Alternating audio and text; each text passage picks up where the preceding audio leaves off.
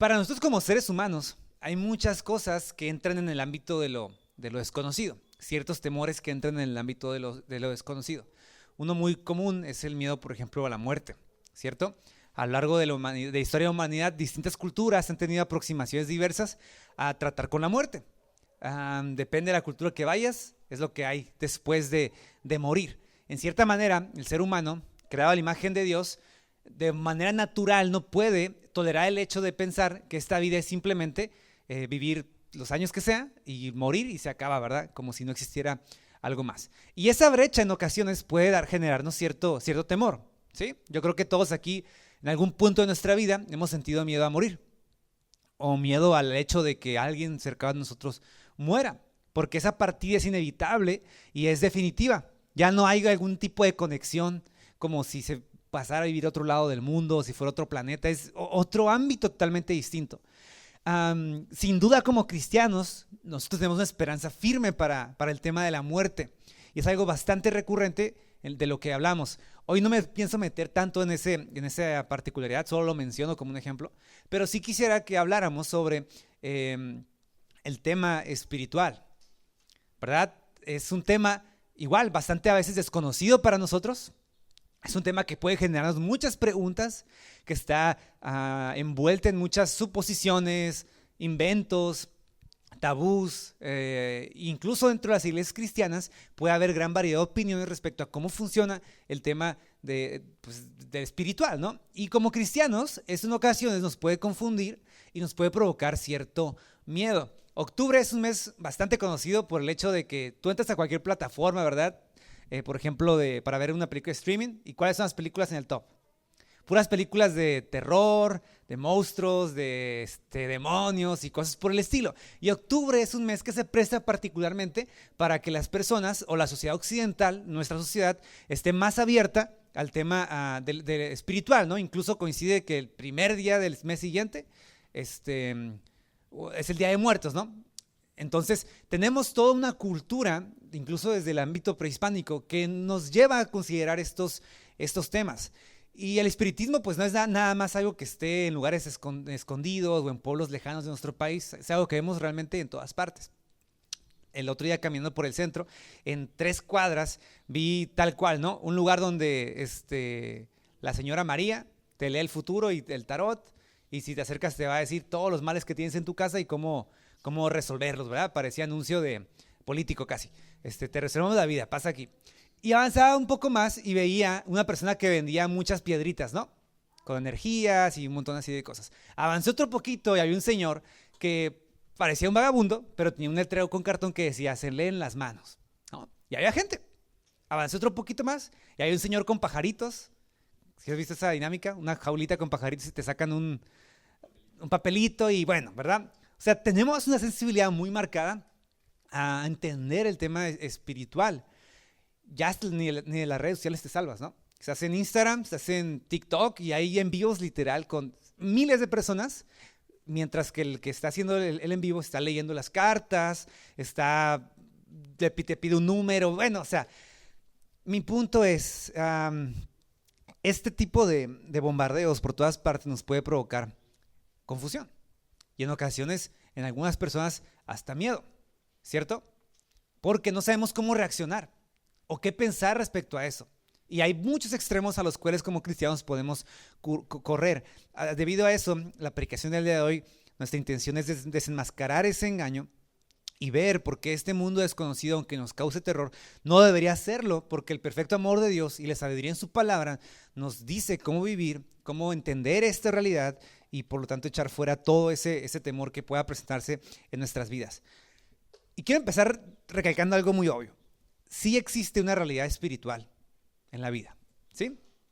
Partamos de ese punto. Sí existe una realidad espiritual en la vida del ser humano. Si tú tienes tu Biblia, te voy a pedir que me acompañes a un pasaje. Hoy vamos a ver principalmente 2 pasajes. Y está en Efesios 6.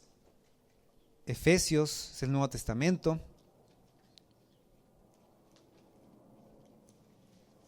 Después de Romanos.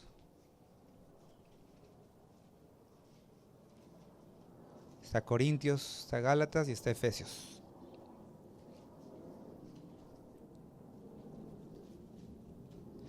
Efesios capítulo 6, versículo 11 y 12. Fíjate qué dice, qué nos dice aquí el apóstol Pablo. Efesios 6, 11 y 12. Lo voy a leer. Pablo nos manda a despertar, ¿no? Y nos dice lo siguiente: pónganse toda la armadura de Dios para que puedan hacer frente a las artimañas, ¿de qué dice? Del diablo. Porque nuestra lucha no es contra seres humanos, sino contra poderes, contra autoridades, contra potestades que dominan este mundo de tinieblas, contra fuerzas espirituales malignas en las regiones celestiales.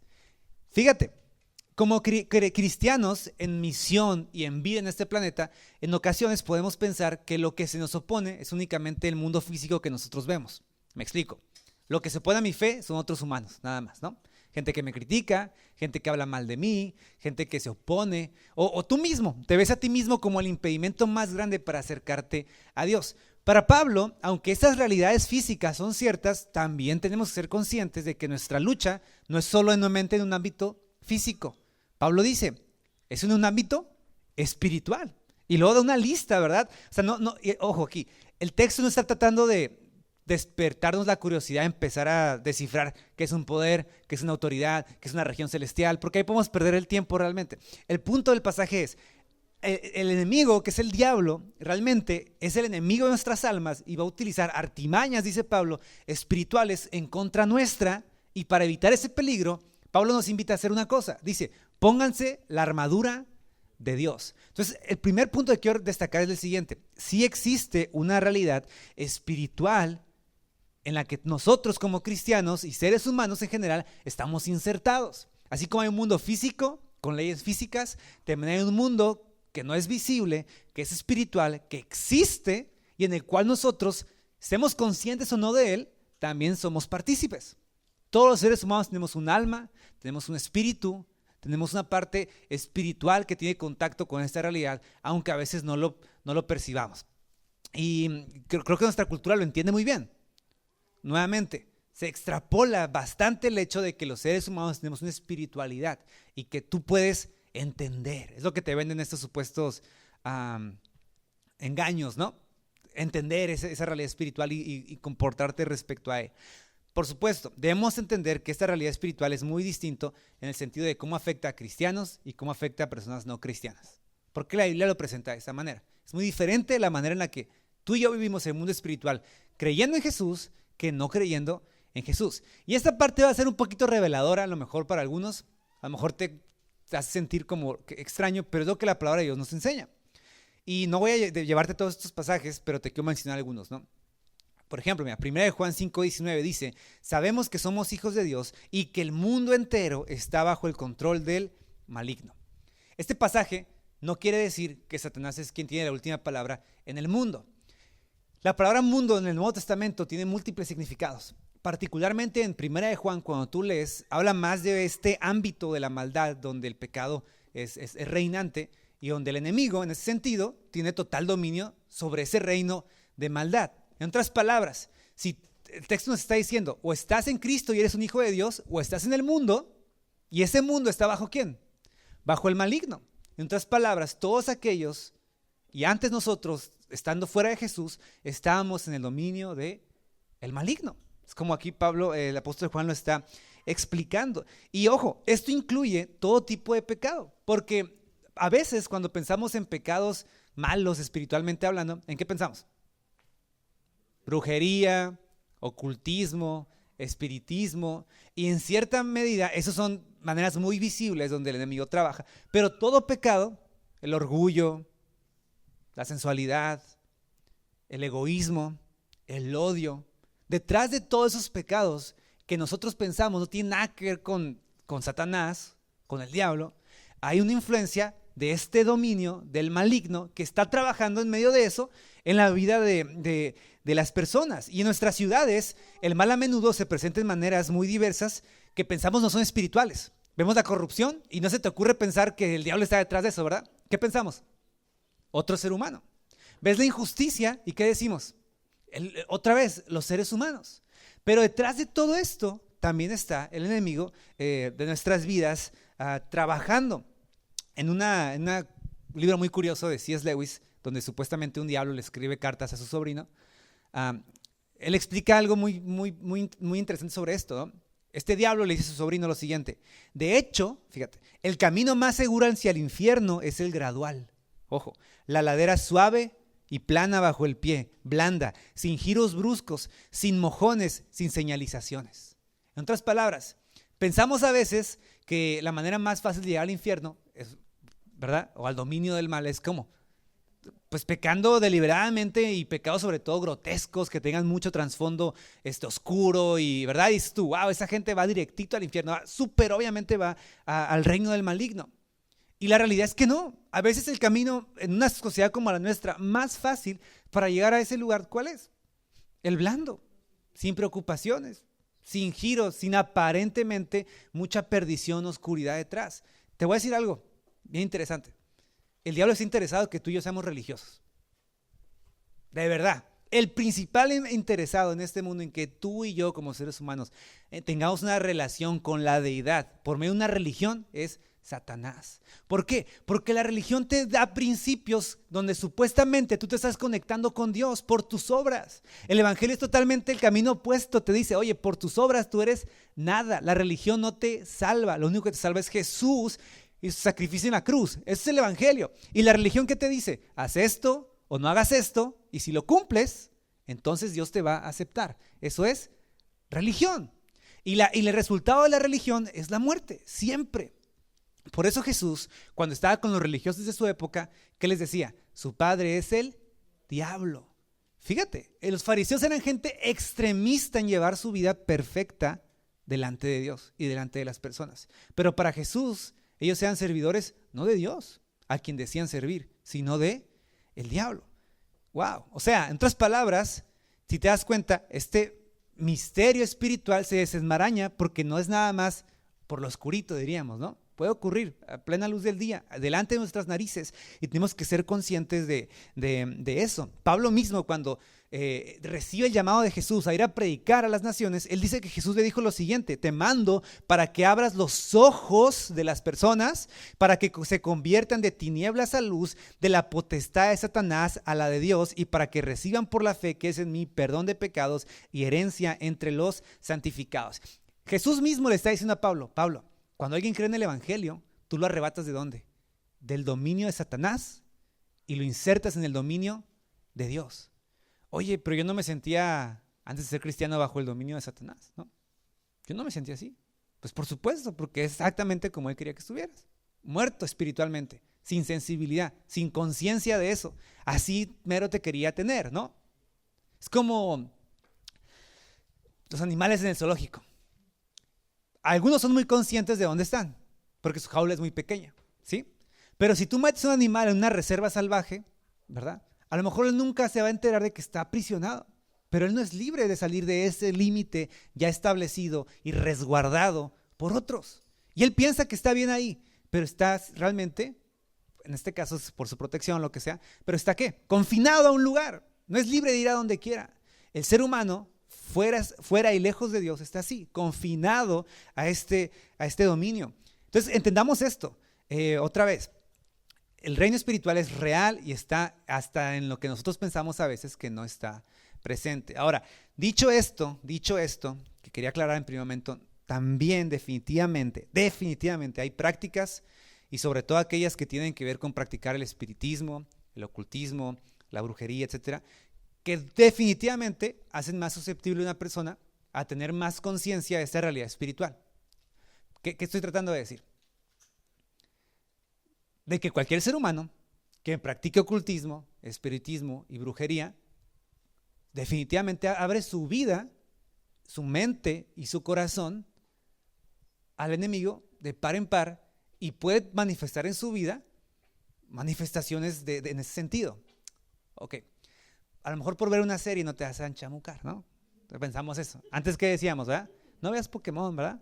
Porque decíamos que por ver Pokémon los niños, solo por el hecho de verlo, los ojos se les metía el diablo, ¿verdad? Y estaban poseídos. Pues no funciona así. No vas caminando por la vida, aunque no seas cristiano, y de pronto el demonio te posee. Pero definitivamente si tú abres tu vida al mundo espiritual, tú das lugar a cosas que no están bien, tu corazón va abriéndose a eso, tú le estás dando lugar al diablo, y claro que en ese tipo de situaciones algunas personas pueden tener pues, una posesión, por ejemplo, ¿no? O tener sensibilidades que torturen su mente. ¿Por qué? Porque el diablo también tiene poder de manifestación. Y aunque sí es cierto que muchas prácticas espirituales son falsas, yo tenía un tío, abuelo, que era famoso porque era abogado, ¿no? Pero él también le leía el futuro a la gente. ¿Cómo lo hacía? Él investigaba a la gente venía y le decía, no, pues en tu vida está, no. Y la gente, wow. Hay mucho engaño, pero también hay cosas que son ciertas y reales, que están en el ámbito de la oscuridad y que definitivamente es el enemigo quien trabaja detrás de eso. Y recordemos, ¿cuál es el objetivo de Satanás? Él quiere vender esa mentira, ese conocimiento supuesto de poder y de engaño, y cuando tiene una persona bajo ese dominio y ese engaño, pues no la va a querer soltar. Y va a costar. Incluso si tú en algún momento de tu vida vienes un trasfondo así, viniendo a Jesús, Jesús puede liberarte y puede hacer una obra total de restauración en tu vida y limpiar tu mente y tu corazón de todo eso. Pero es un proceso a veces paulatino. Es un proceso en el que tú tienes que renovar tu mente con el poder de la palabra de Dios y entender que Jesús es más fuerte y más poderoso que cualquier otro ámbito espiritual en el que hayas pensado o te hayas metido, y tirarlo entonces a un lado. ¿Estamos aquí con esto? Vamos a ir hablando ahorita más en detalle, ¿no? Pero bueno, así funciona cuando eres cristiano. Pero cuando eres cristiano, ¿qué pasa? ¿Qué pasa? Pablo también escribe en Colosenses 1:13 lo siguiente: Él nos rescató del reino de la oscuridad y nos trasladó al reino de su amado Hijo. En otras palabras, cuando tú y yo venimos a Jesús, lo que sin duda pasa también es que Dios te saca de ahí, de donde estés, ¿eh? No hay nada imposible para Dios, no hay nada difícil para Dios en ese sentido. Dios nos saca de ese reino de las tinieblas, cuán profundo o externo estabas, pero estabas ahí, y te transporta por su gracia al reino de su amado Hijo. Ahora imagina, si para evitar tu conversión había fuerzas que se oponían, ahora que eres cristiano, pero que estás protegido por el poder de Dios, en ocasiones también va a haber fuerzas del enemigo, dardos, dice la palabra de Dios en el Nuevo Testamento, que van a evitar ¿qué? Tu caminar, y van a impedir tu camino como cristiano. Pero ojo, son patadas de ahogado, ¿eh? Una vez lo quiero decir, el enemigo no tiene poder sobre nuestras vidas en lo absoluto. Son patadas de ahogado, Él está vencido, Él está derrotado, Jesús es más fuerte, y ahorita vamos a ver cómo la palabra de Dios expresa eso de manera muy, muy clara. Pero como cristianos, como gente que está consciente de esa realidad espiritual, debemos actuar. ¿Cómo? Primero estando conscientes del peligro, evitando los extremos. No nos vayamos al extremo de ver el diablo en todo. Eso es peligroso también, ¿ok? De que tú digas, hoy sí, el domingo hablamos de eso. Y ahora el diablo está en los espejos y en las películas, y vas a estar buscando donde quiera, y el diablo va a decir, ay, yo no estoy ahí, ¿no? O sea, yo estoy en algo que ni te das cuenta, más sutil incluso. Entonces, ese es un extremo del cual huir, ¿sí? O sea, aficionarnos del tema tanto que yo he conocido personas que luego casi van a cualquier casa y manifiéstate, ¿no?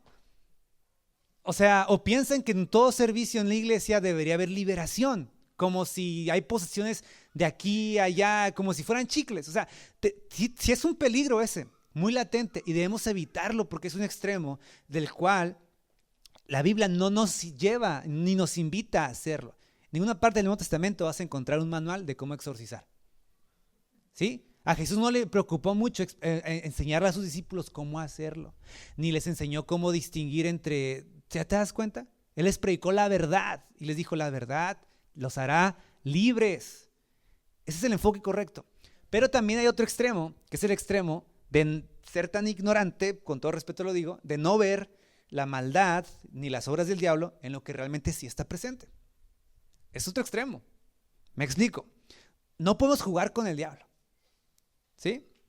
Porque él no va a jugar con nosotros.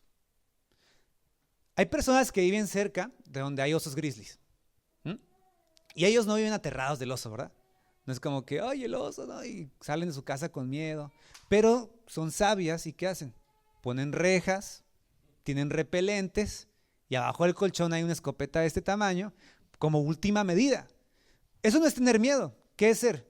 inteligente, precavido, consciente de la realidad del peligro que implica ese tema. Y como cristianos también tenemos que tener vallas, ¿me explico?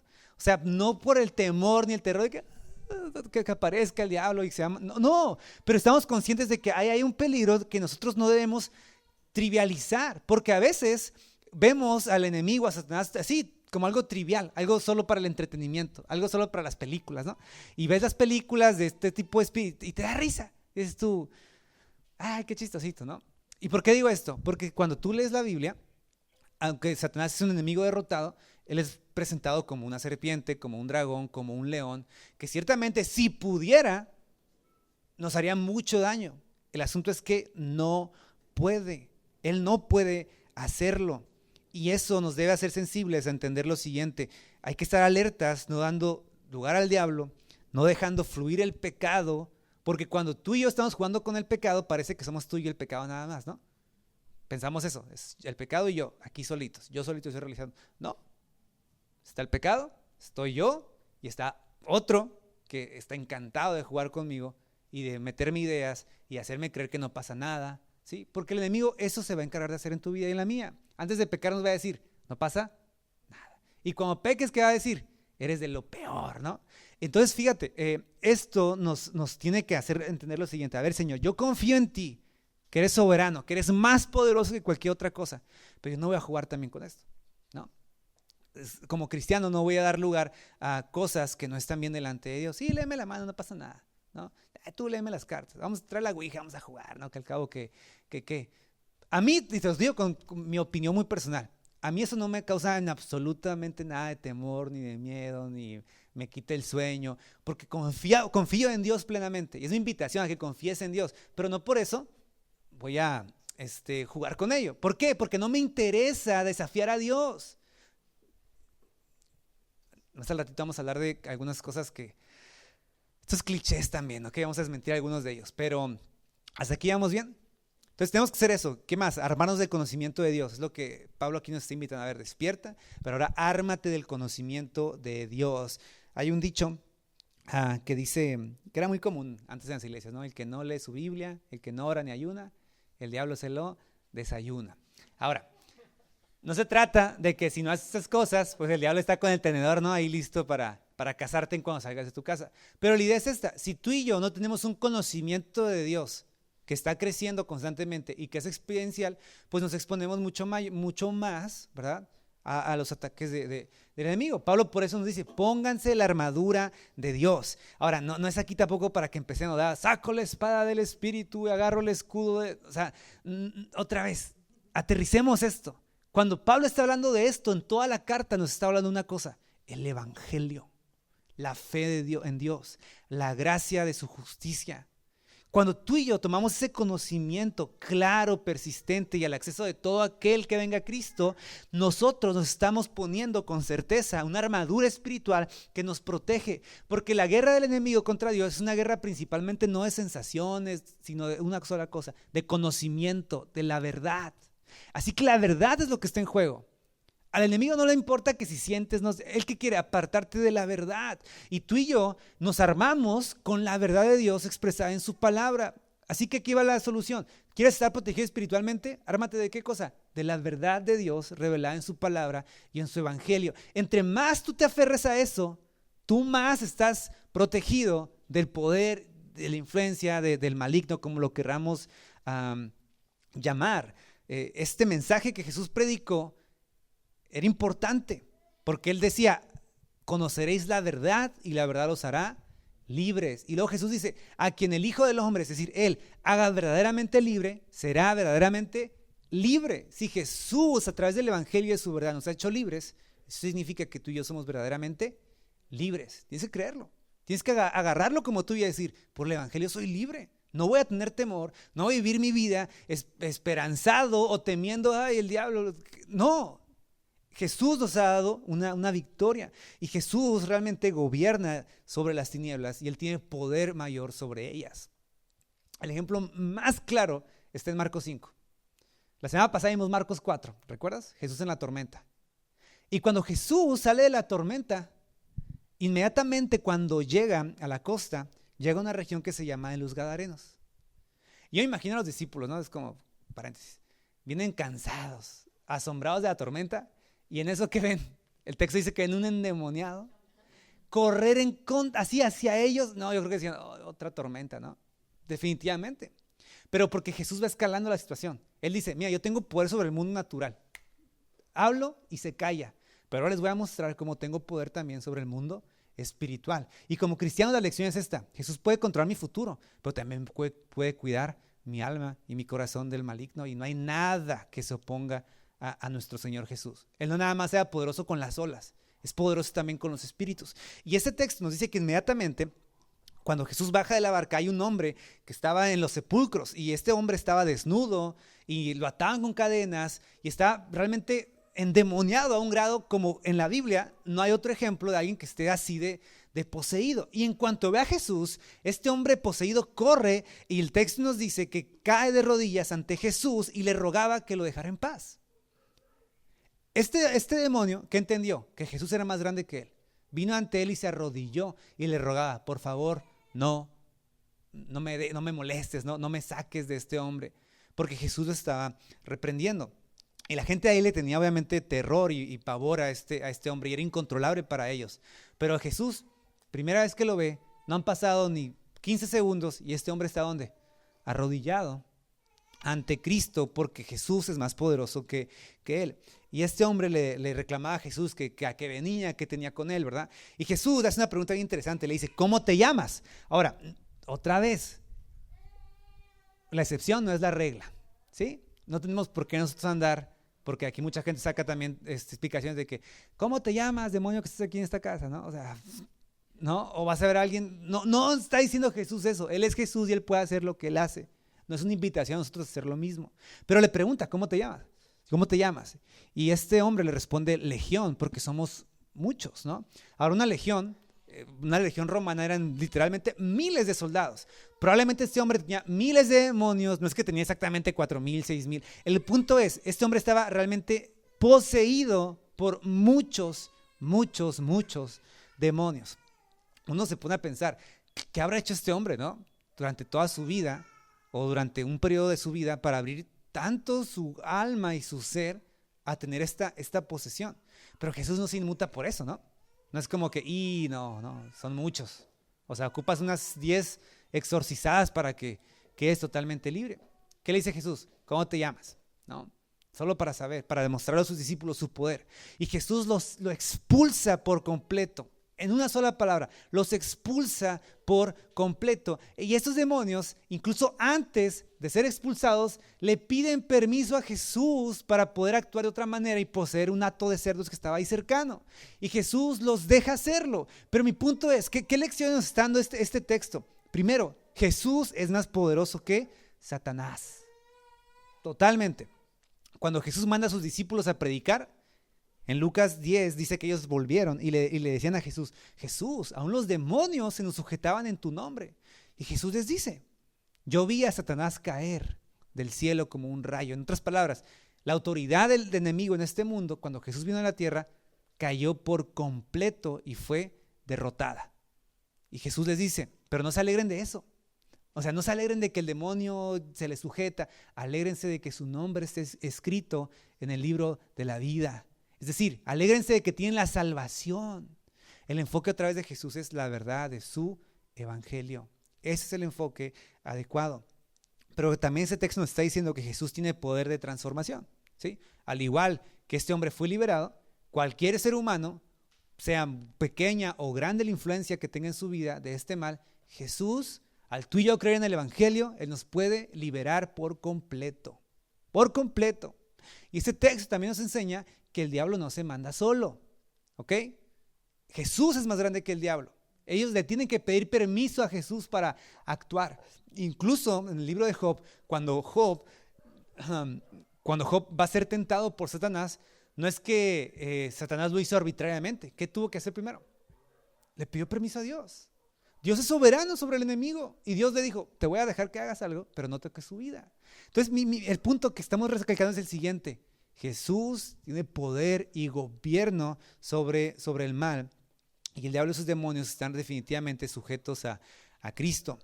Jesús le dice a Pedro en un momento antes de partir, le dice: Simón, Simón, el diablo los ha pedido para zarandearlos como trigo.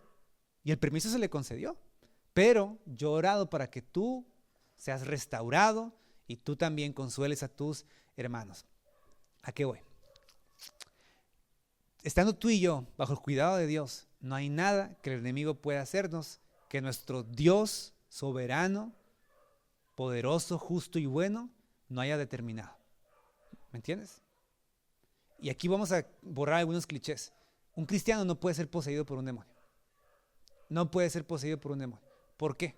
Por el simple hecho de que todo cristiano genuino está guardado por la verdad del evangelio y tiene habitando dentro suyo al Espíritu Santo de Dios. Así es simple, así es sencillo. Ningún cristiano genuino, si tú has entregado verdaderamente tu vida a Jesús y confías en Él, no tienes que tener temor. Porque otra vez, como te decía hace un momento, no funciona como que vas caminando y me poseí, ¿no? No funciona así. Hay mitos, ¿verdad? De que si ves a alguien que está endemoniado, que no lo ves a los ojos, que no toques la saliva. O sea, yo he escuchado un montón de cosas y están, ¿sabes en qué basadas? En películas realmente. O sea, no sé dónde lo sacaron, pero no hay fundamento bíblico para pensar de esa manera. Porque el cristiano que está en Jesús está protegido por el poder de su Santo Espíritu. Y como hemos visto durante toda esta predicación, Dios es más poderoso que eso. Así que cuando tú vengas al evangelio, no necesitas liberación. Muchas veces lo que ocupamos es arrepentimiento y fe. ¿En dónde? En el evangelio. ¿Por qué otra vez? Porque puede haber una confusión de que, y se dice a veces, no, es que tú tienes un espíritu de rebeldía, tú tienes un espíritu de adulterio, un espíritu de mentira. No, no funciona de esa manera. Lo que ocupamos es que arrepentimiento, no liberación, no autoliberación. Aterricemos nuestras vidas en el hecho de que Cristo es más poderoso que cualquier poder espiritual. No deberías tener miedo. Y mi invitación durante todo este mensaje, si te has dado cuenta, es a eso. En primer lugar, que abras tus ojos a la realidad de que sí hay un mundo espiritual en el cual tú y yo nos desenvolvemos. Pero, ahora que estamos en Jesús, ese mundo espiritual, por agresivo y grande que parezca, no puede hacerte daño. No puede hacerte daño. Tú puedes vivir confiado si has creído en Jesús. Así, creído en Jesús. No ocupas hacer grandes obras para que Dios te proteja, ¿verdad? No ocupas ayunar 3 días para que ahora estés más protegido espiritualmente. ¿Qué ocupas? Aferrarte a Cristo. Aférrate a Cristo. Si a veces sientes que tu vida tienes ciertas, no sé, por el pasado, por tu percepción de la realidad, ciertas influencias o molestias en este ámbito como espiritual, refúgiate en Dios. Corre a Él. Él es más poderoso que cualquier sensación, percepción que tengas, y Él te puede dar esa paz que tanto estás buscando y que el enemigo trató de venderte de otras maneras, pero que Jesús ahora te revela con su verdad, con su amor, con su gracia. Pero tienes que correr, tienes que ir una y otra vez a Él. Y yo los invito, ¿verdad?, que también evitemos los extremos.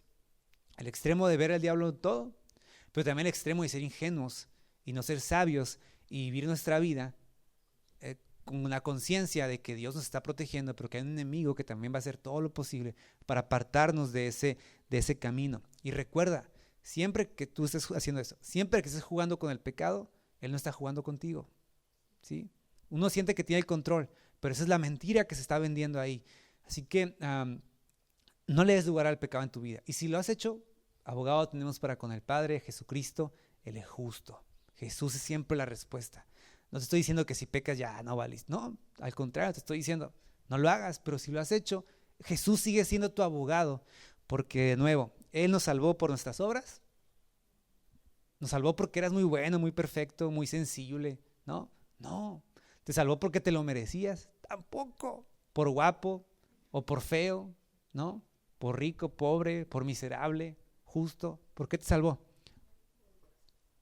Por gracia. Y eso significa, en otras palabras, porque le dio la gana, porque Él quiere y porque te quiere amar y te quiere recibir y te quiere proteger todos los días de tu vida. ¿Por qué? Porque quiere. Así que en lugar de estar pensando y torturándome, que sí, disfrútalo, ¿no? O sea, es como cuando vas a un lugar y te dicen, ni preguntes, tú come, ¿no? O sea, así, ni preguntes, tú come, disfruta esto que Dios te ha dado Disfruta la gracia y la libertad que tenemos en Él y no vivas en el temor del enemigo, porque Jesús realmente gobierna.